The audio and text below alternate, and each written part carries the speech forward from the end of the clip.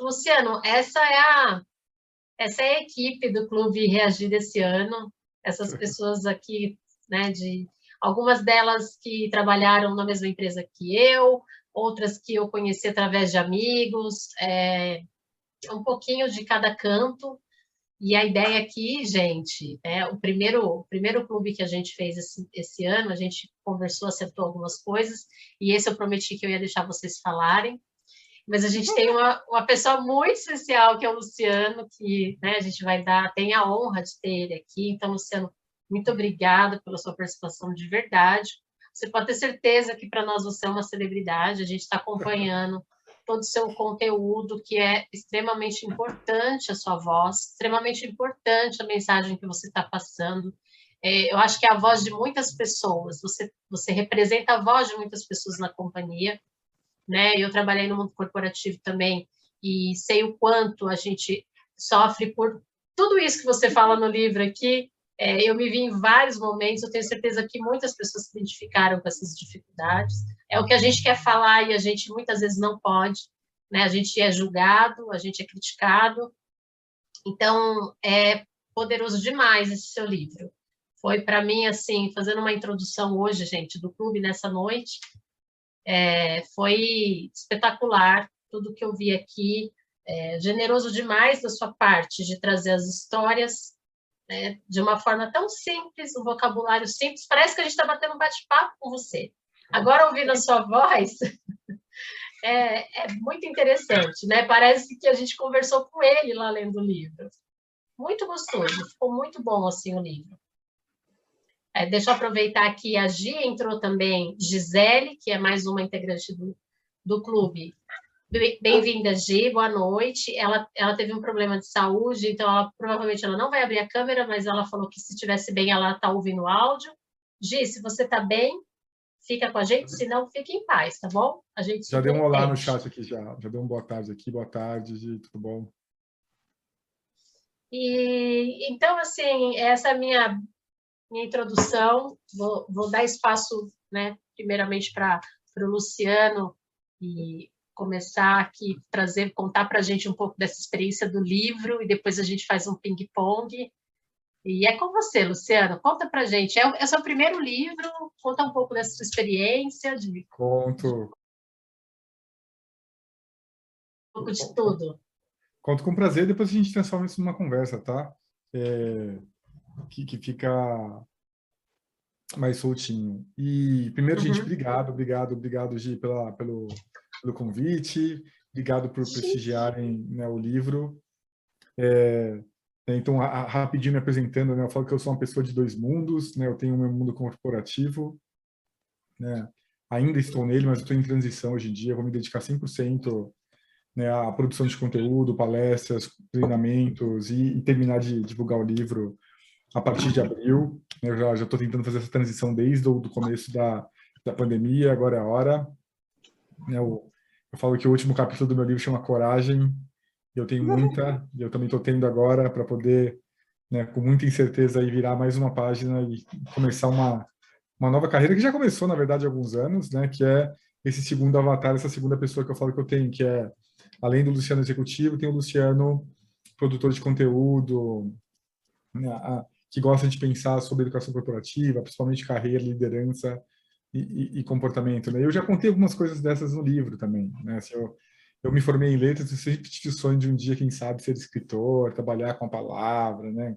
Antes de eu entrar no UOL lá, eu estava procurando uma vaga na Folha de São Paulo, não era no UOL, acabei parando no mundo de tecnologia, né? Fala que a nossa carreira, né, ela acontece quando a gente está planejando, a carreira vai lá, né, roubando aqui, né, plagiando os Beatles, John Lennon, né, mas a nossa carreira acontece quando a gente está fazendo planos, é difícil alguém fazer para realmente chegar lá naquele objetivo. Comigo foi o mesmo. E entrando um pouco mais no livro agora, né, a ideia do livro, ela surgiu muito nesses últimos 4, 5 anos dessa minha segunda carreira, que é essa carreira de produtor de conteúdo. E eu vivia numa bolha, gente. Assim, a minha vida ela é absolutamente fragmentada, né? Porque eu nasci na periferia de Osasco, não sei se todo mundo aqui é de São Paulo ou não, né? Mas eu nasci na periferia de Osasco, nasci e cresci na periferia de Osasco, um lugar bem, bem carente, né, um lugar chamado Jardim Mutinga, perto do Rochidale, né, que é um lugar que sim. alagava, o tempo estava sempre na TV porque alagava lá o Rochidale, tava sempre, tinha as chuvas de março, aí estava na TV lá o Rochidale todo alagado, coitado do pessoal, mas eu morava numa parte de um morro, né, mais para a parte de cima, né, e aí, com 23 anos, entrei nesse mercado de tecnologia e minha vida virou, né, de um jeito enorme. E aí eu fiquei 20 anos, eu falo que eu fiquei 20 anos numa bolha. E nesses últimos 5 anos que eu comecei a fazer esse trabalho mais profundamente, principalmente a mentoria e produzir conteúdo escutando as pessoas, eu falo que a bolha estourou. Né? Por que eu estava numa bolha? Porque a bolha, trabalhar em empresas de tecnologia como eu trabalhei, UOL, Google e Facebook, é um mundo da fantasia. Assim, é um lugar que na maior parte do tempo é um lugar de respeito, é um lugar em que ninguém grita com ninguém, é um lugar que você pode falar da sua carreira, é um lugar que você pode ser egoísta com a sua carreira, até de maneira explícita, né? Só conversar com o seu gerente. É um lugar em que o líder não tem autonomia de mandar alguém embora, né? Então não existe aquele assédio.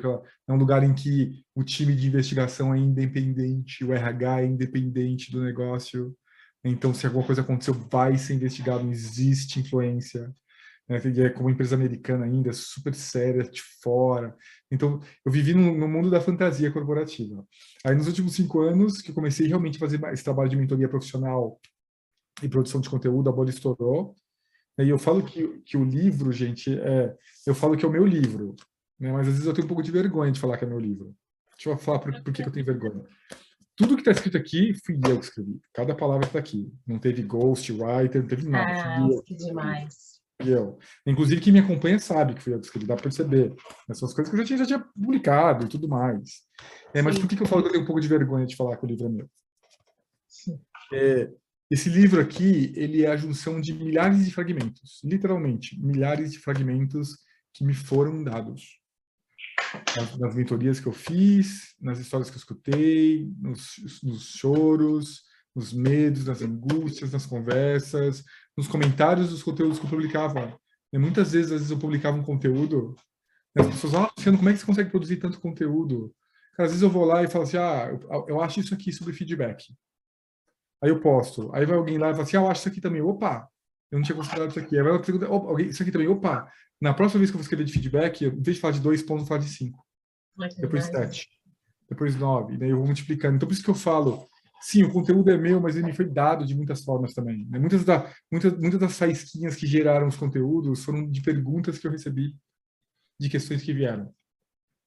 E aí chegou num ponto, gente, sério, no segundo ano que eu estava produzindo conteúdo, a gente está em 2022, mais ou menos lá por 2019, eu já estava me sentindo na obrigação de escrever um livro, porque, como eu trouxe na própria escrita, né, os insights, o insight do sofrimento, o insight das ferramentas, foi chegando uma hora, assim, eu tenho um quadro branquinho aqui, né, que eu fiz uma parede, né, coloquei aquele adesivo que é quadro que você pode escrever, assim, foi muito montando, sabe? Foi chegando e primeiro eu falei, poxa, cara, tem uma questão enorme aqui de comunicação, né, com a liderança horrível. Aí, putz, tem uma questão aqui de feedback muito forte que precisa ser conversada. Aí tem uma questão aqui de protagonismo. Aí tem uma questão aqui de vitimismo. E aí os insights foram virando clusters menores, né, grupos, né, depois subgrupos, né, e aí eu já tinha muitos temas na minha cabeça. E cada vez que... E aí, assim, isso, o fogo, assim, a lenha na fogueira, qual foi, gente? Alguém me escrevia, putz, de novo essa questão. De novo alguém que não sabe tomar uma decisão. De novo alguém que não tomou uma decisão importante porque foi lá seduzida por argumentos emocionais e nada prático. Né? De novo, né, alguém que não consegue conversar com o seu líder. De novo, alguém que, né, não está recebendo feedback direito. E aí, toda vez que eu recebia mais uma pergunta, eu falava, de novo essa pergunta, de novo essa pergunta. E cada vez que eu recebia, eu falava, gente, eu preciso... Às vezes eu escrevi um artigo, né? Se você pegar todos os artigos que eu escrevi, você não precisa nem ler meu livro. Eu já vi alguns, verdade, eu já vi. Hoje, inclusive, eu vi o seu feedback. Mas é que o livro está mais profundo, né? Eu aprofundei algumas coisas e coloquei algumas coisas autênticas também. Cíntia, você quer falar alguma coisa? Desculpa, você abriu a... Não, é que realmente, como eu te acompanho há mais de 2 anos no LinkedIn, a gente lê seu livro, a gente vai lá dentro do LinkedIn, sabe? Tá lá, né? Então ele foi ampliado, assim, né? E aí eu me senti muito na obrigação. Aí, mas era sempre uma ideia, desde 2019, uma ideia. Aí, no ano passado, no começo do ano passado, o Arthur Rufino, não sei se vocês conhecem ele é filho do Geraldo Rufino, que é um autor da editora Gente também, que eu sigo no LinkedIn. Ele postou do livro dele, que é Inovação para Não Inovadores. E aí ele falou que ele fez um curso de escritor best-seller, que é um curso da editora Gente. Eu falei, poxa, eu tô com essa ideia do livro há tanto tempo, eu vou fazer esse curso. Era um valor alto, eu falei, não, vou investir. Investir no curso. Eu até abro para vocês, acho que custava R$ 8.000 o curso. Era caro, né? Poxa, muito dinheiro, né? Muito. Mas eu falei, poxa, né? Eu vou investir. Vou investir, desceu lá parcelamento lá, eu falei, vou investir. Eu tinha uma verbinha também lá da empresa que eu conseguia pagar parte disso. Eu falei, vou investir. E aí, eles me deram um framework. Assim, o curso foi muito legal. Né? O curso tem uma parte que é um pouco mais daquela autoajuda, de criar o conteúdo muito enviesado para dor e solução. Né? Ali tem aquela questão também da escassez, fartura, né? Que esses gatilhos mentais. Eles tinham uma coisa sutil disso, um pouco sutil, mas eu falei, não preciso disso, que eu já tenho um conteúdo. Mas a parte mais interessante, gente, é que eles tinham um formato muito interessante. Eles sugeririam lá, que te dava algumas ferramentas para criar título, né, para separar em capítulos, como separar isso, os tamanhos dos capítulos. E foi perfeito, porque eu tinha aquele monte de conteúdo e eles me deram uma forma para colocar aquele conteúdo. Imagina que eu tinha massa do bolo, pronta, e eles falaram, não, faz de chocolate. Eu falei, não, já tenho uma bolo de baunilha pronta aqui, eu não quero fazer bolo de chocolate. Mas eu não tenho uma forma. Aí eu rejeitei a massa de chocolate, fiquei com o meu de baunilha e usei a forma deles. E aí, gente, assim, acho que eu já falei isso em uns podcasts. Quando você completa 5 anos de Facebook, você ganha um negócio que chama Recharge, que é 30 dias consecutivos de licença. Aí eu tirei esses 30 dias, juntei com 10 dias de férias, e eu fiquei 40 dias afastado e eu escrevi o livro em 40 dias. Uau, que legal! Porque ele já estava escrito, praticamente. Então, o que eu fiz? Eu tive que juntar todo aquele material. Foi uma curadoria enorme. Eu juntei todo o material e eu falei, foi um quebra-cabeça, gente, sério. Assim, Você fez sozinho? Tinha dia que eu pegava sozinho.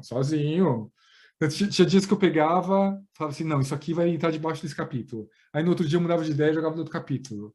E eu fui digerindo isso, fui fazendo. Quando chegou lá no dia 40, estava pronto. É a primeira versão. Aí eu mando para a editora, né? E a editora, o que eles fazem? Eles fazem adequação editorial. Vocês sabem o que é isso? Adequação editorial eles vão olhar se eu não falo muito uma palavra, eles têm um software que eles rodam, se eu não tenho algum vício, se eu não tenho algum erro que eu cometo o tempo todo, se tem horas que eu sou informal versus formal e estou. Então eles fazem uma chamada adequação editorial, então eles sugerem um monte de mudanças. Você usou o que 50 vezes, vamos cortar 20 e usar um outro. Você usou isso aqui, eles fazem uma adequação, fizeram uma adequação editorial e fica realmente melhor, viu, gente? Fica realmente, você vê como conhecimento coletivo nunca vai sempre ganhar do conhecimento não único. Ficou realmente melhor a adequação. E não muda o significado. Né? Não muda o significado. Só muda, às vezes, uma palavrinha, outra, e por aí vai, mas sem também tirar o tom e tirar a língua, né, do autor. E aí, finalmente, né, eu coloquei o livro no mercado, né, e aí eu tinha um planejamento, né, de vender X livros até dezembro desse ano. Eu não sei se vocês já acompanharam nessa época ou não, né, mas aí o livro realmente explodiu assim, nos primeiros meses. Aí ele esgotou em janeiro, o livro ficou 30 dias indisponível, quase morri do coração, gente. Você tem noção disso? O livro explodindo, eu recebendo 30 mensagens por dia pedindo para comprar o livro e não tinha livro. Nossa, que aflição. Aflição, né? Porque o mercado editorial é muito antigo, é muito atrasado, né? E só regularizou lá no final, no comecinho de fevereiro, e começou a chegar, e agora finalmente ele está na segunda edição, está aparentemente bem distribuído, e aí está lá. E assim foi o nascimento do livro. Esse foi o nascimento do livro. E o motivo né, acho que a gente já explorou um pouquinho. Assim, eu realmente fiz esse livro como uma forma de poder expandir as mentorias, que eu acho uma coisa muito elitista. Né? Se eu faço mentorias profissionais, né, eu cobro por hora para fazer isso, e me dava muita dor no coração assim, de ver aquele monte de gente que queria fazer mentoria comigo e não conseguia pagar. Né? E aí eu até tentava fazer com uma pessoa, eu fiz centenas de mentorias gratuitas, sério, centenas. Mas não era escalável também, porque estava começando a me afetar. Então, me afetar, de final de semana, em mensagem, eu ficava angustiado. Falei, não, eu preciso lidar de uma outra maneira com isso. E aí eu falei, o livro vai responder isso. Então, o livro, ele é realmente a minha resposta a toda essa demanda que existe, né, a todos esses pedidos de como cuidar da minha carreira, como que eu faço com a minha carreira, etc. E de tentar trazer um pouco de aconchego para essa gente que sofre tanto, gente. Assim, eu falo que eu tenho uma perspectiva, eu falo que poucas pessoas têm a perspectiva que eu tenho sobre o mundo corporativo. Porque poucas pessoas têm acesso ao conteúdo que eu tenho. Poucas pessoas se dispõem a ler. Então, como eu sou meio doido, isso para mim é meio que entretenimento, eu falo que às vezes eu abro no meu LinkedIn e pego uma pipoca para começar a ler tudo. Que eu gosto, eu adoro, né, as questões, o que está vindo, que as pessoas, como elas reagem, etc. Assim, e poucas pessoas se dispõem, sério, eu já perdi, assim, eu já li milhares e milhares e milhares e milhares e milhares e milhares de mensagens de pessoas com todas as dores que vocês podem imaginar. E aí chega uma hora que você fala, cara, não é possível que isso, não me conformo com isso. Isso, gente, é um desconforto que é muito autêntico dentro de mim. Eu não me conformo.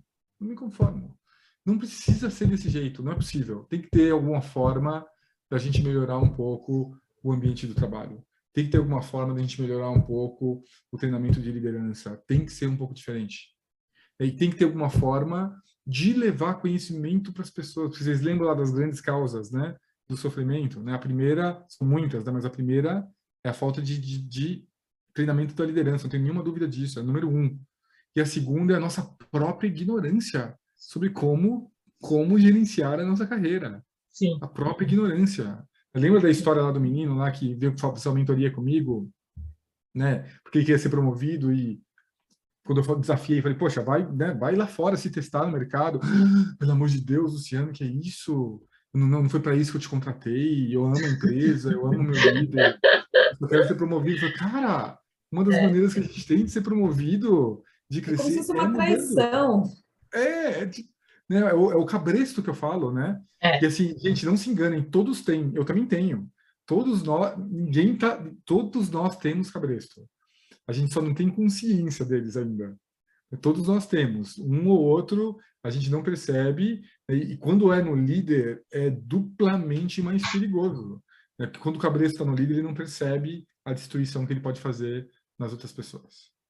Né? Hoje mesmo, não sei se vocês viram meu post de hoje, né? Eu escrevi porque eu fiquei assim, indignado com uma pessoa que estava fazendo um trabalho comigo, que foi demitida do nada, assim, não teve feedback, gente. Tipo, como uma empresa deixa o negócio desse acontecer? Você está demitido, por quê? Não, você está demitido, não interessa por quê. Pô, cara, eu roubei a empresa, eu te ofendi, eu não entreguei meu trabalho, por que eu recebi uma nota, né? Não faz muito sentido, né? Então a gente precisa desafiar essas coisas, né? Então, desse tópico da liderança, há alguns meses eu fiz uma publicação dizendo eu acho que nenhum líder deveria ter autonomia para demitir as pessoas. Não deveria. Ah, isso não funciona. Não funciona? Faz 17 anos que eu trabalho no Google e no Facebook assim. Como que não funciona? Não funciona. Até desculpa te interromper, Luciano, mas é interessante o que você está falando, e é algo que eu ouvi num programa de mentoria que eu participei numa outra empresa que eu trabalhava, e que eu achei sensacional. Era um programa de mentoria super informal, enfim, mas era bem bacana.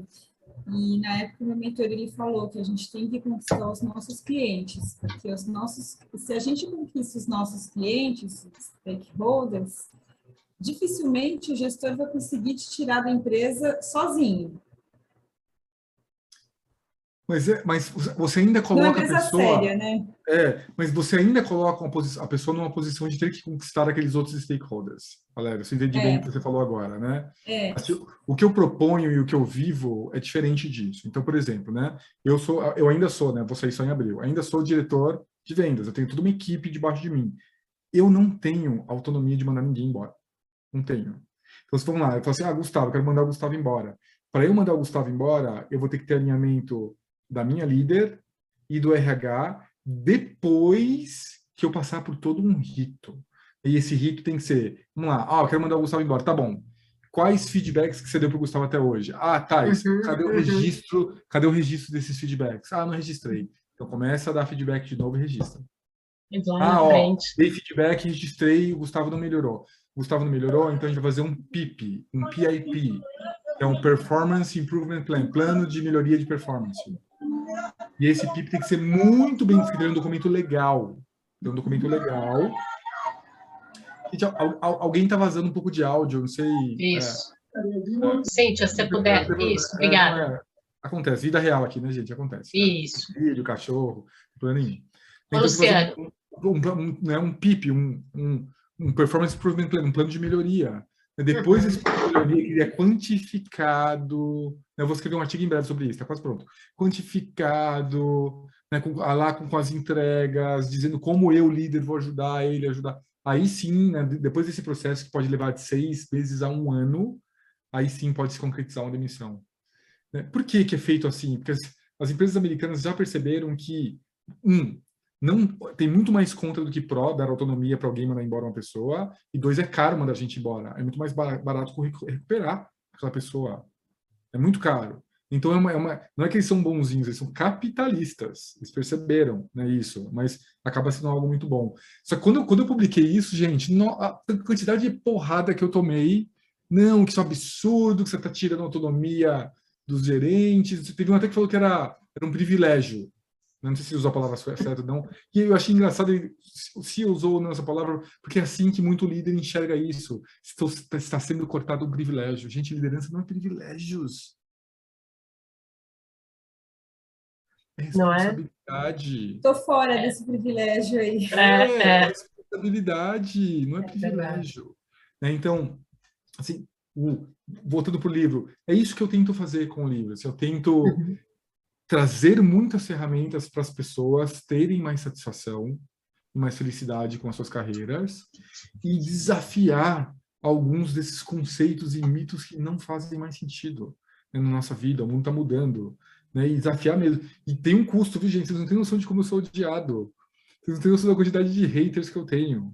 De você contasse um pouco mais. Você ainda... Como você é visto? Porque eu vejo você está na empresa, você é um funcionário, você é um colaborador, mas assim, tudo bem que você já está com o pé fora, mas já tem um tempo que você faz toda essa exposição. Como que você conciliou isso, esse jogo de cintura aí para se adequar e viver feliz, enfim, fazer tudo que você está fazendo? E aí depois eu passo as perguntas do pessoal. Boa, já tem alguém com a mão levantada aqui, acho que a outra aqui. Você sabe que quando eu comecei a produzir conteúdo há uns 4 anos e meio, né, eu estava lá no Facebook, eu comentei com um colega meu, um outro diretor lá, falei, poxa, Denis, vou começar a produzir conteúdo, né, sempre gostei de escrever, tem toda essa experiência aqui em mim, né, ainda mais agora com as mentorias profissionais, etc., vou começar a produzir mais conteúdo, principalmente no LinkedIn e no Instagram. E ele falou, cara, toma cuidado. Eu falei, não, imagina, já olhei todas as políticas, o que pode, o que não pode fazer. Ele falou, não tem nada a ver com as políticas, são as pessoas. Toma cuidado com as pessoas. E aí ele falou isso, eu meio que descartei na hora. E depois eu entendi, depois voltou como um pescotapa gigante em mim, né? Porque, realmente, quando você começa a ter um pouco mais de destaque, incomoda as pessoas. Então, por exemplo, mesmo no Facebook, que é uma empresa com regras claras, etc., eu fui denunciado múltiplas vezes pelo trabalho que eu fazia fora. Eu fui denunciado pelos motivos mais bizarros que você pode imaginar. Mais bizarros. E por quê que eu fui denunciado? E aí eu fiz um monte de... Aí é um processo super chato, uma investigação, você tem que ir lá depor, né, uma coisa bem burocrática. E por quê? Porque para algumas pessoas, fazer isso é inaceitável. Inaceitável. Para algumas pessoas, não, por que o Luciano que trabalha aqui está indo lá falar dessas coisas? Eu não deveria falar, deixa eu denunciar ele aqui por alguma coisa. É sério, né? Não sei se vocês... O Karnal, esses dias, ele fez um post bem curtinho, muito legal, que eu vou explorar também, que é algo chamado Crab Mentality, mentalidade do caranguejo. Pesquise depois, tem até no Wikipedia.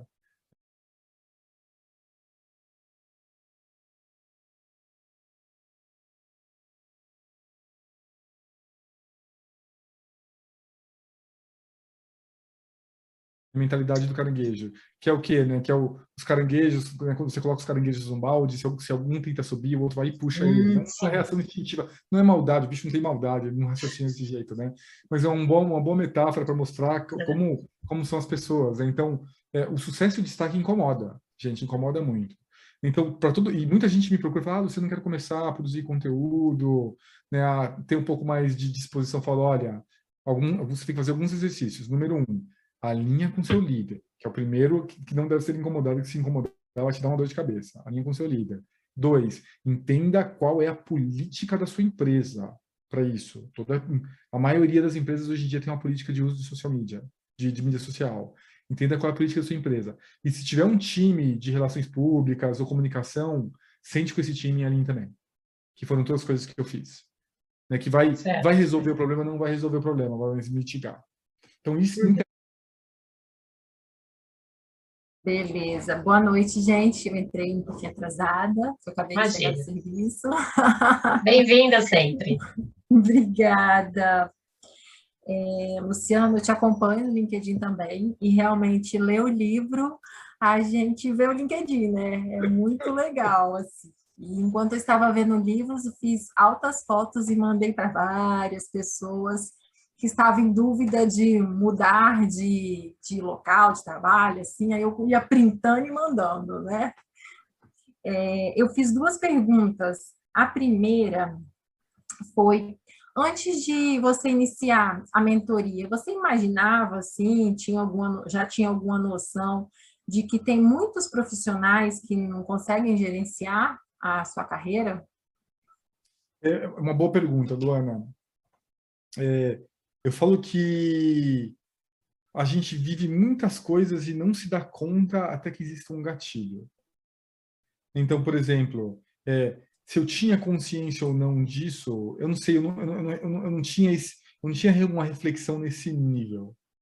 Né? Poxa, eu tinha uma pergunta que eu recebo muito também, eu tinha consciência, né, que eu gosto dessa questão de dar mentorias e treinamentos e palestras.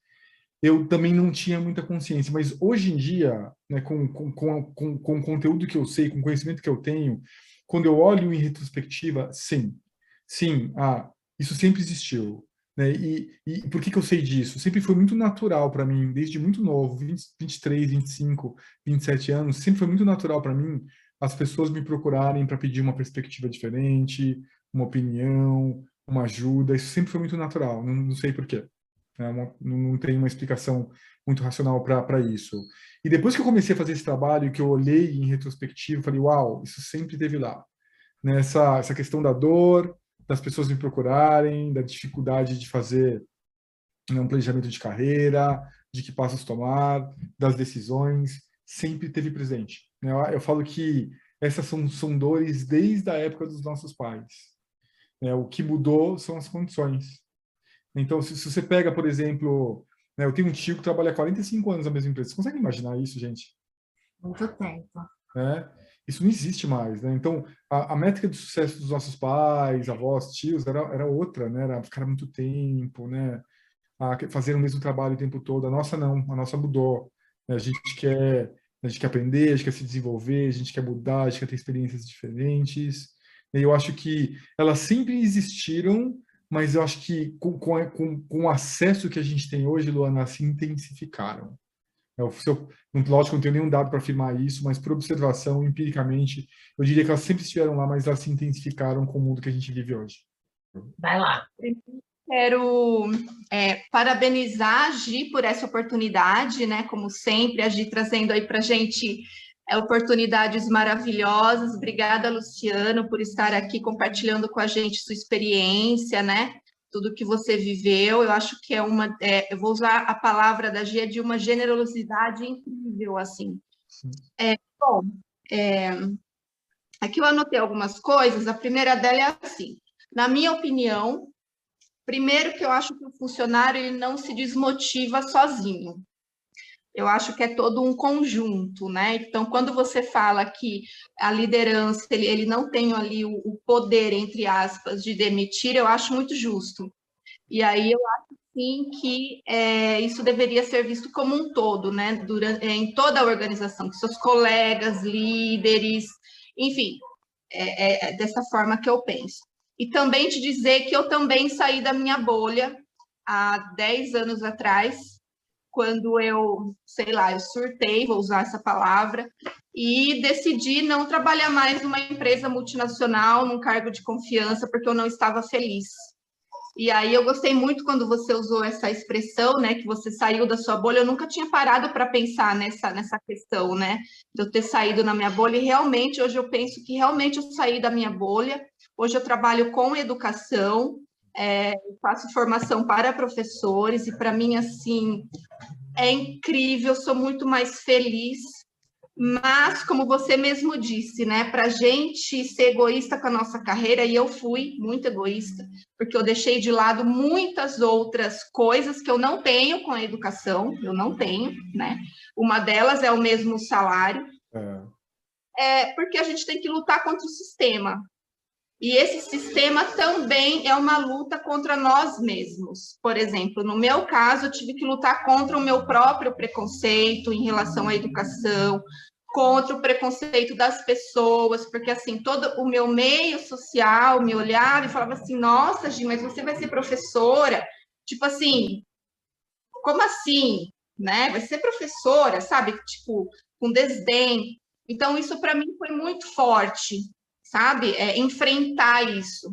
Aí eu fui entender do porquê que existia aquilo, fui fazer um processo de coaching com a Fabi Ribeiro, acho que a Giane conhece, que foi, assim, um processo libertador para mim, para entender que, assim, hoje eu sei que eu estou no caminho certo. Então, Luciano, muito obrigada por você estar aqui, porque nós estamos no caminho certo, né? E dizer que as pessoas têm dificuldade em entender que a gente está no caminho certo, porque a gente não está na bolha delas, porque a gente fala o que a gente pensa, a gente age como a gente quer, a gente é feliz.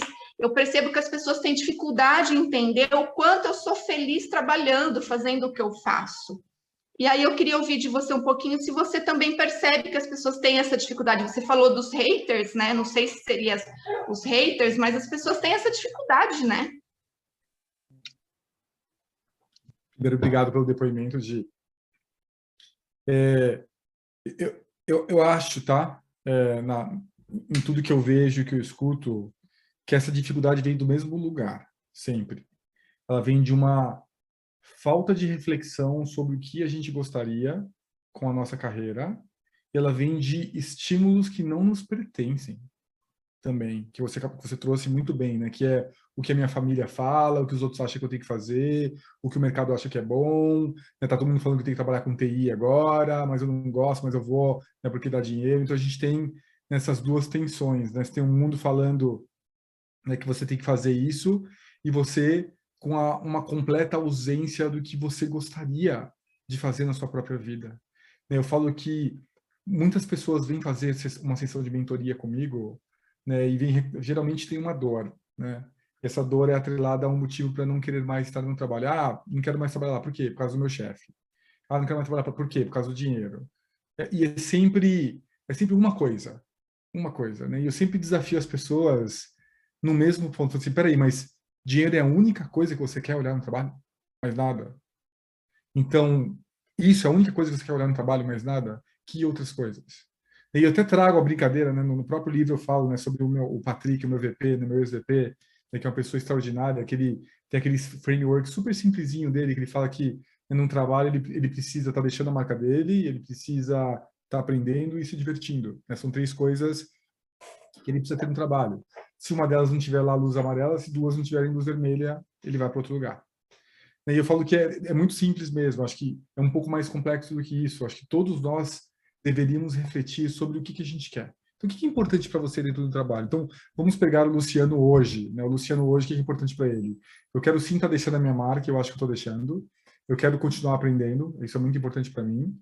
Eu quero sim me divertir, por que não? E eu estou me divertindo bastante agora, isso para mim é diversão, mas eu quero trabalhar com educação corporativa, eu faço questão de trabalhar nessa área hoje.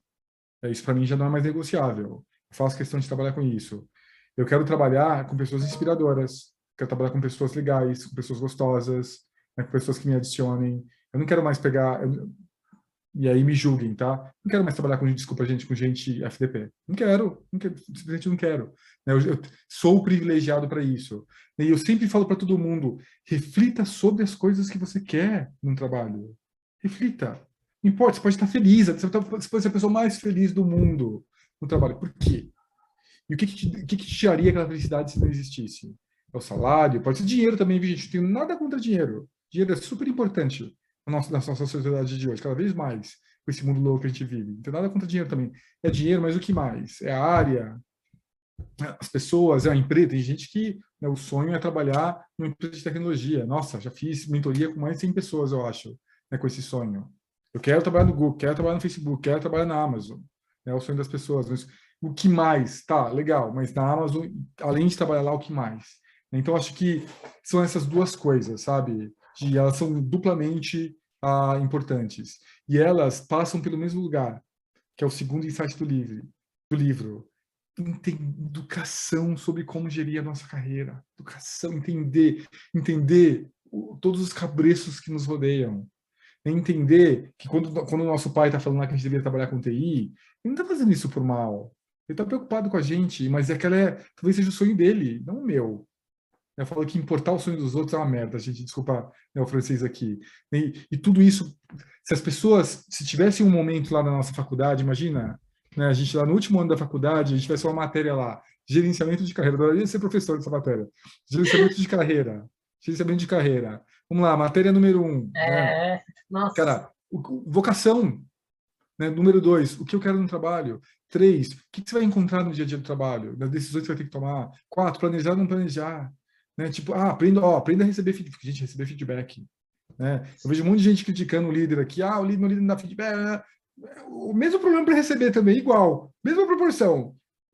Os dois são... Ninguém é inocente dessa história. Lógico que o líder está numa posição que ele pode afetar mais. Bom, é um outro assunto, né? Mas ninguém é inocente dessa história.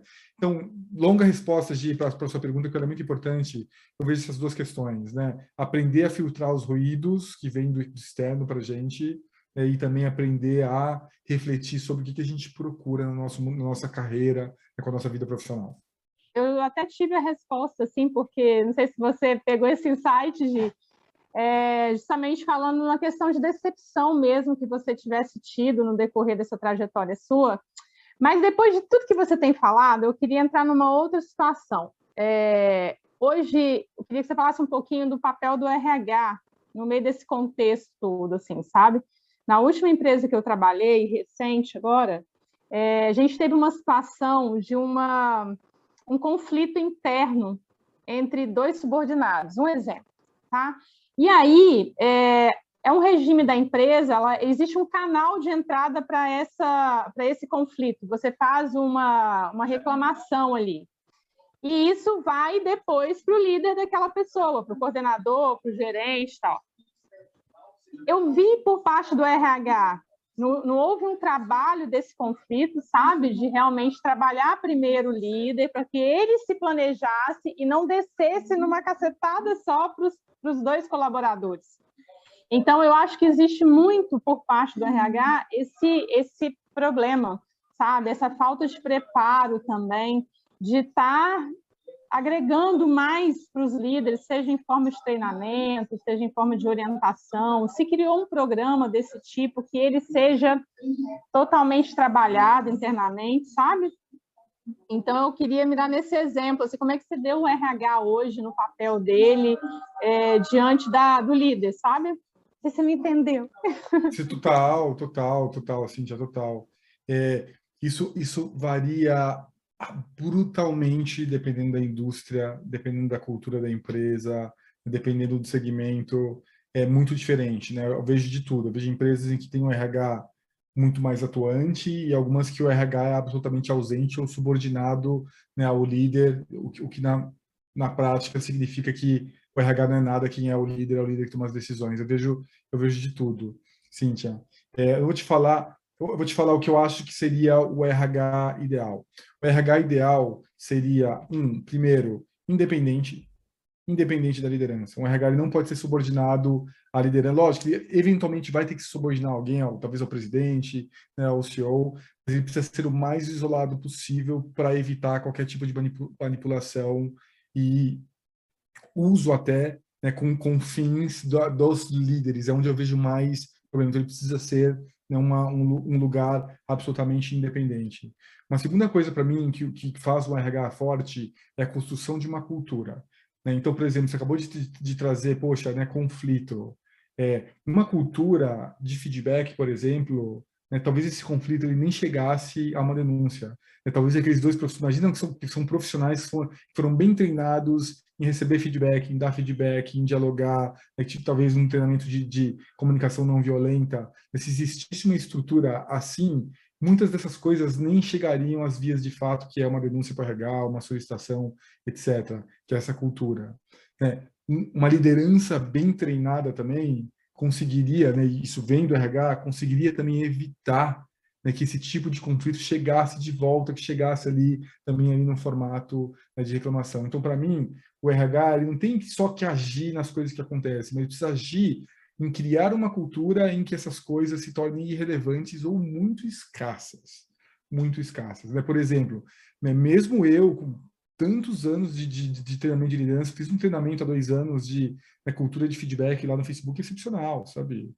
Com técnicas e novas ideias, né? Então, poxa, 2 funcionários se desentenderam no seu caso.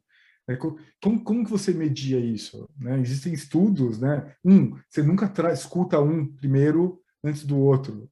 Né? Você traz os 2 de uma vez para conversar. Né? Já começa a conciliação ali, até na hora, né, os 2 te contando a história vão ser muito mais moderados, né, em fazer isso. Então, bom, saindo do treinamento, voltando, eu acho que é um RH que cria uma cultura em que essas coisas se tornam menores. Né? Cria uma cultura em que, principalmente, a liderança seja muito bem treinada. Mano, parabéns aí, cara. Quanta coragem, viu? A gente tem muita coisa que você faz aí no LinkedIn que a gente tem vontade de fazer e as empresas que a gente trabalha, a gente não tem essa abertura, né? Então, cara, quanta coragem, quanta determinação aí para enfrentar isso tudo, né? E eu acho que assim, quando a gente começa a ver o teu livro, já o nome do livro já fala, pô, seja egoísta com a sua carreira, né? E dependendo do tipo de empresa que a gente trabalhou, a gente, sei, na minha cabeça, pelo menos as empresas que eu trabalhei, que são bem diferentes dos teus comentários aí, Facebook, Google, que tem uma cabeça muito para frente, né? Pô, vou eu pensar primeiro em mim do que na empresa? Então, assim, que coragem de você expor tudo isso, né? E enfrentar isso aí. Imagino que não foi fácil mesmo. E aí a minha pergunta para você, eu queria saber se você sempre pensou assim, ou em que momento, né? Que estalo que deu para cair a tua ficha e você começar com essa cabeça, né? Vou priorizar a minha carreira a partir desse momento. Boa, Gustavo, boa. Eu sei, é bem, né? Muita gente. Outro dia alguém me xingou que falou que o título do meu livro é uma coisa horrorosa. Aí eu usei aquela, né? Eu falei, não, julgue o livro pela capa, pelo título, não sei o quê. Tentei, mas o cara não aliviou. É um conceito revolucionário, você para pensar. Ele é muito simples e muito revolucionário ao mesmo tempo, né? Porque a gente foi ensinado a colocar a empresa em primeiro lugar, vestir a camisa, né, hora extra, né, pensamento de dono, atitude de proprietário, né, isso é o que a gente vem escutando dos nossos pais, né, eram verdades absolutas, né, e vem alguém, com certeza não fui o primeiro, né, talvez com essa profundidade eu fui um dos primeiros, né, vem e fala, não, isso não faz o menor sentido, né, empresas são entidades atemporais, e nós somos seres finitos, né, que a gente tem ali 40 anos, acabou. As empresas não, elas permanecem, as pessoas mudam e por aí vai. a gente tem sim que se colocar em primeiro lugar. Eu acho que a parte mais interessante disso é que quando a gente se coloca em primeiro lugar, quando a gente é egoísta com a nossa carreira, tudo vai bem, Gustavo. Inclusive, as empresas se beneficiam disso. Elas têm profissionais mais felizes, mais produtivos, melhores em vários sentidos. Mas indo para a sua pergunta, cara, não conscientemente, mas inconscientemente, eu sempre fui um pouquinho rebelde no ambiente de trabalho. Eu sempre fui questionador, eu sempre me coloquei em primeiro lugar. Eu lembro, né, eu fui casado e me separei, né, eu lembro da minha ex-sogra, né, quando eu saí do UOL para ir para o Google, né, eu estava muito bem na época no UOL. E eu lembro dela no meu ouvido: por que você está fazendo isso, indo para essa empresa que você não conhece, você ganha bem, você está bem, seu chefe te adora, né? E ela, cara, me bombardeando ali, né, no ouvido. Mas eu sempre, e eu lembro que eu falei: não, isso é o que ela faria, não é o que eu faria, né? O que eu quero fazer hoje é ir para aquele mundo desconhecido chamado Google e aprender. Então, sempre tive, não sei por quê, mas eu sempre tive esse olhar protagonista na minha carreira. E eu tomei essas decisões várias vezes, gente. Eu saí do UOL para entrar no Google. No Google, internamente, eu fiz algumas mudanças também radicais, né, que é como se fosse mudar de empresa. 2 vezes eu fiz isso. E depois de sair do Google, eu estava super bem no Google, estava quase para ser promovido para diretor. E troquei minha promoção, né, por um desafio no UOL. Acabei de ser promovido também lá no Facebook. Eu sempre tive isso muito inerente em mim. E não sei por quê. Não tive privilégios no começo da minha carreira, era muito uma coisa exploratória minha. E agora que eu tenho essa consciência um pouco maior, eu tento trazer um pouco também de como eu construí a minha carreira, mais do que eu escutei, para as pessoas. De novo, não sou o dono da razão, não estou dizendo que é o melhor caminho. Para mim foi um caminho um pouco mais satisfatório, eu sei que para muitas pessoas é um caminho que vai trazer mais felicidade. Legal. Obrigado aí, Luciano. Show de bola. Obrigada, Gustavo. Obrigada, Luciano. Perguntinhas, né? Perguntinhas. Tem um monte, Ótimo. né, que a gente gostaria de fazer. Perguntinhas ótimas, perguntas ótimas. E, nossa, vai dar o nosso tempo e tanta coisa que eu queria falar mais aqui também, compartilhar. Mas vamos cumprir. Acho que quem falta fazer pergunta, caso tenha, não sei, de repente pode ter respondido, é a Valéria. A Luana fez, né? Foi a primeira, certo? Fiquei então aqui. Sim. Entregue, a Luana fez. Valéria, você tem alguma pergunta? Está respondida alguma questão? Quer fazer alguma colocação para a gente poder encerrar com a nossa foto? Nossa, passou muito rápido a hora, meu Deus. Na verdade, eu acabei me esquecendo de mandar para você. Primeiramente, obrigada, né, Luciano, parabéns pelo trabalho que ele está desenvolvendo, realmente é inspirador e é muito bom ter pessoas como ele aí para a gente poder iluminar aí os nossos caminhos, que não são fáceis. A minha pergunta para você, assim, o que me pegou bastante foi o capítulo da questão lá do gerencie o seu gestor. Então, quando a gente fala em gerenciar o gestor, quando a gente não consegue gerenciar esse gestor, é falta de capacidade nossa de gerenciamento do gestor? Ou será que é hora da gente, então, tentar ir atrás de outras oportunidades, né? Porque eu acho que para ter um gerenciamento do gestor, tem que ter uma via de 2 mãos, né? Ele também tem que estar aberto para conversas, para o contrato, para firmar o contrato de alinhamento. O que você teria a dizer sobre isso? Boa pergunta, Valéria. Sabe que são um dos capítulos que eu mais recebo comentários e perguntas, né? E questões e elogios, né? Etc. Tudo parte de um contexto, Valéria, tudo.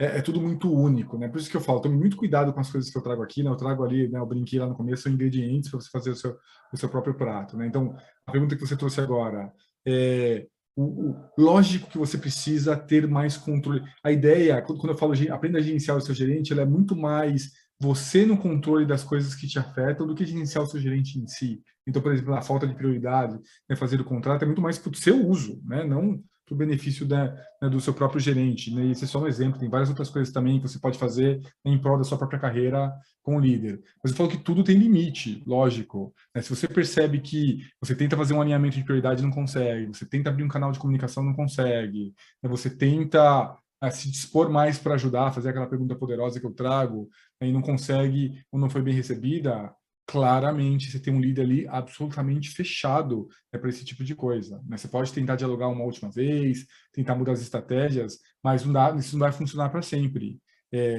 Infelizmente, gente, a gente está num mercado de trabalho que existem alguns líderes que são absolutamente intragáveis, não, simplesmente não tem, arrogantes, agressivos, assediadores que não estão dispostos a fazer isso, simplesmente não estão dispostos a fazer isso.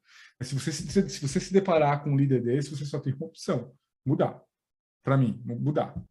Mudar ou internamente ou externamente, ou se você, não sei, tiver aí, né, raízes budistas, né, ser uma pessoa absolutamente com um autocontrole monstruoso, você simplesmente ignora esse tipo de coisa, tenta se adaptar às maluquices, né, desse líder, né, e espera ali o tempo dele expirar, porque os líderes, né, também rotacionam, também trocam, as coisas mudam, né, com muita certeza, mas precisa ser um perfil muito especial. Eu não conseguiria, por exemplo, fazer esse tipo de coisa, né? Precisa ser um perfil muito especial para fazer isso. Então, né, só recapitulando, tem que ler muito bem, né, o que está acontecendo lá, e aí sim tente algumas vezes, mas se perceber que está dando murro em ponta de faca, muda a estratégia, e talvez, infelizmente, a estratégia tenha que sair. Obrigada. A gente vai tirar uma foto. Ai, que momento gostoso. Eu espero que tenha sido bom para vocês também. Mais um encontro, um bate-papo, trocas, né? E a gente vai um com o outro acrescentando a vida, a carreira. Obrigada de coração. Vamos tirar foto? Vou dar um print aqui. Quem tiver, se não tiver, não tem problema. Só se Quero que não é do Kindle. Será que sai? Põe seu celular para ver se sai. Não sai, tá branco. Não sai, mas sai. teve uma hora que apareceu. Põe assim, distante. Na página, peraí. Não, é que ele estava na página, agora ele abriu aqui. Ele apareceu. Ai, que legal. É que eu leio então, nas madrugadas. 1, 2, 3. 1, 2, 3 e X.